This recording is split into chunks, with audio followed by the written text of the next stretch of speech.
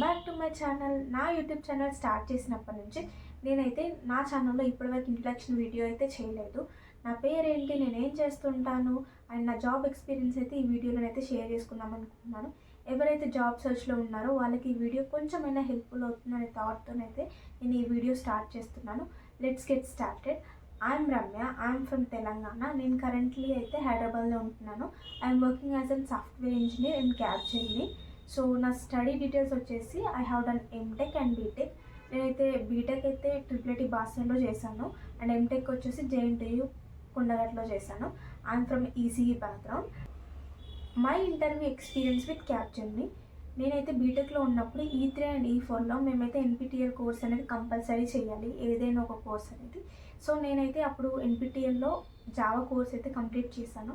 So వాళ్ళ నుండి అయితే నాకైతే ఒక మెయిల్ వచ్చింది, ఇలా జావా ట్రైన్ ఫ్రెషర్స్ని క్యాబ్జెమినీలో హైరింగ్ చేసుకున్నారని చెప్పేసి. సో నేనైతే అప్లై చేశాను. నేను అప్లై చేసిన తర్వాత నాకు TR, MR అండ్ HR అయితే 3 రౌండ్స్ అయితే కండక్ట్ చేశారు. నేనైతే 3 రౌండ్స్ అయితే క్లియర్ చేశాను. 3 రౌండ్స్ క్లియర్ చేశాక నాకైతే ఆఫర్ లెటర్ అనేది వాళ్ళైతే రిలీజ్ చేశారు. అండ్ నాకు లొకేషన్ వచ్చేసి పూణే వచ్చింది. సో అప్పట్లో అయితే కరోనా కాబట్టి సో పూణే ఓకేనా కాదా అనే డౌట్లో ఉండేది. సో నేనైతే వాళ్ళకైతే మెయిల్ చేశాను, ఇలా I'm not comfortable with Pune, can you please change to Hyderabad అని చెప్పేసి. హెచ్ఆర్ అయితే చాలా మంచిగా రెస్పాండ్ అయ్యి నాకైతే లొకేషన్ అయితే హైదరాబాద్కి చేంజ్ చేశారు. సో హైదరాబాద్కి చేంజ్ చేసిన తర్వాత నేనైతే క్యాబ్జెమినీ ఆఫీస్కి అయితే రిపోర్ట్ చేయాల్సి ఉండే.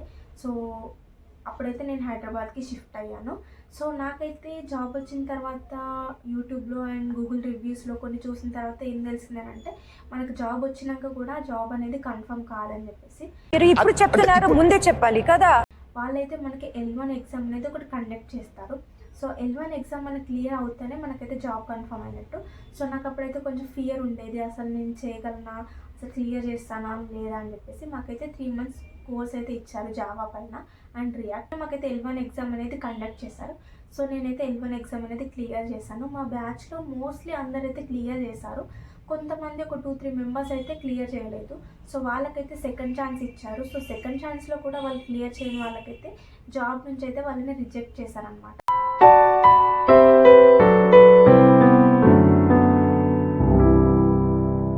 నా ప్రాజెక్ట్ ఇంటర్వ్యూ ఎక్స్పీరియన్స్, నా రోల్ అండ్ నా వర్క్ అయితే ఇప్పుడు ఎక్స్ప్లెయిన్ చేస్తాను.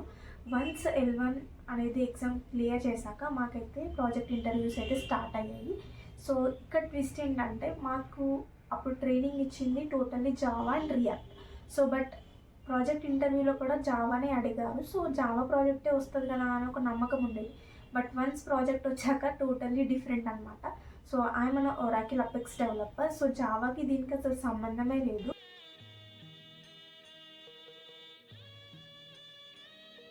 బట్ నాకు కొంచెం నర్వస్గా ఉండేది అప్పుడు, అసలు నేను చేయగలనా అని. అసలు టెక్నాలజీ మొత్తం డిఫరెంట్ కదా, సో ఏం తెలీదు అనే కొంచెం భయం ఉండేది. బట్ వన్స్ నాకు ప్రాజెక్ట్ వచ్చాక సీనియర్స్ అయితే చాలా హెల్ప్ చేశారు. కేటీస్ ఇచ్చేటప్పుడు కానీ అండ్ ఏదైనా డౌట్స్ వచ్చినా కానీ ఎప్పుడైనా కాల్ చేసినా అవైలబుల్గా ఉండేవాళ్ళు. అండ్ కొంతమంది తెలుగు వాళ్ళు ఉండడం వల్ల నాకైతే చాలా ఈజీ అయిందనమాట. ఏమైనా డౌట్స్ కానీ ఈజీగా క్లియర్ చేయడం కానీ అలా ఈజీ అయిపోయింది. కాంటాక్ట్ అనేది ఈజీగా అయిపోయింది. నెక్స్ట్ మా మేనేజర్ కూడా తెలుగు వాళ్ళే అండ్ చాలా అంటే చాలా ఫ్రెండ్లీగా ఉండేవాళ్ళు. అంటే యాజ్ ఎ ఫ్రెషర్గా మనం ఒక MNCలో జాబ్ వచ్చిన తర్వాత అసలు సర్వైవ్ అవ్వగలమా అని ఒక టెన్షన్ అనేది ఉంటుంది కదా. బట్ అదైతే మీ మేనేజర్ వలన అయితే నాకు ఎలాంటి ప్రాబ్లం లేకుండా పోయిందనమాట. సో లీవ్స్ కానీ ఎప్పుడైనా కావాలన్నా కానీ వర్క్ ఫ్రమ్ హోమ్ కానీ చాలా ఈజీగా అప్రూవ్ చేసేవాళ్ళు. అండ్ మన ఏదైనా వర్క్ ఇచ్చినప్పుడు అది కంప్లీట్ చేస్తే చాలు.